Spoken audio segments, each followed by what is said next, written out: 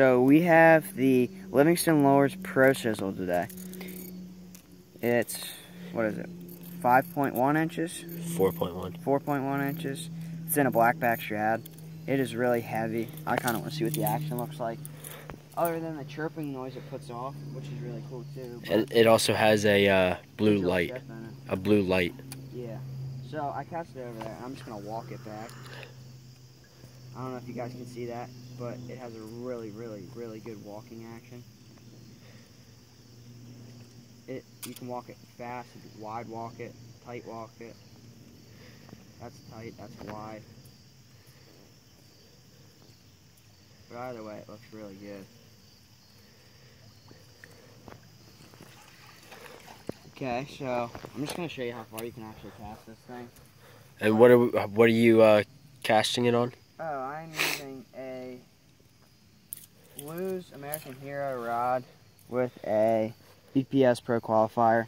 And I really should be throwing braid on this rod, because if you throw mono or fluorocarbon, which I'm throwing, it makes the tip of the spook sink down and you can't really work it as well. So it'll look a lot better if you're throwing it on like braid or something. Floating braid. Well, braid floats anyway, so unless you have lead core braid, but you guys can actually like, I'm not even trying to cast it hard, guys. And then Tyler's gonna cast it over you. Tyler's up there fishing too. when I'm fishing just like in the middle of the water column, I like to walk it really wide and just even let it sit for a second or two. And if you guys look, all you have to do is twitch the tip of your rod like this, and it gets that action.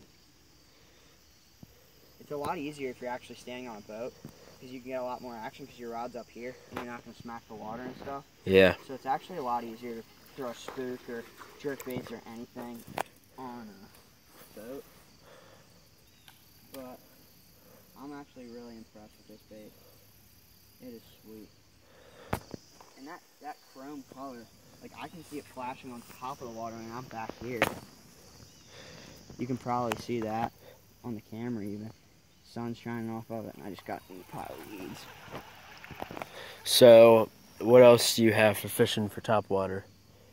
So this is a 4-inch BPS spook.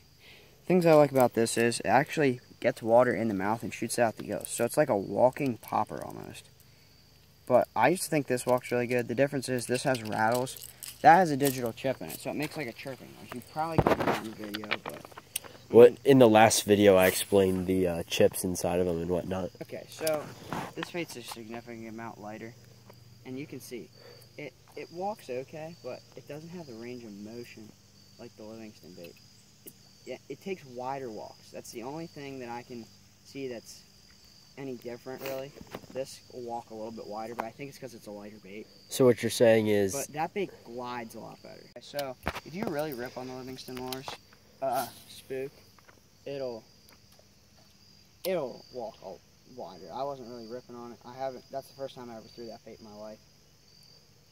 But this bait, I mean, it's okay, but now that I have those Livingston baits, it's not going to get picked back up again.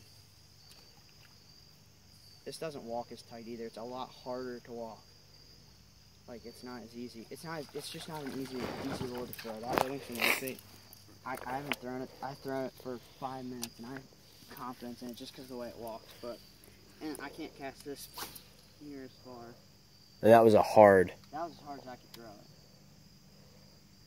That was as hard as I could throw that bait. Okay. What? With a bait caster. Yeah, Tyler said with a bait caster. So that's the comparison between the BPS. What's the color scheme on that? Blue shad. It's blueback shad. Blueback shad and the Livingston blackback. Shad. Yeah, shad. So today we're shooting a bunch of videos because school started for all of us. So stay tuned. This will be the second video that we're making today. And next video will be how to properly throw a bait caster.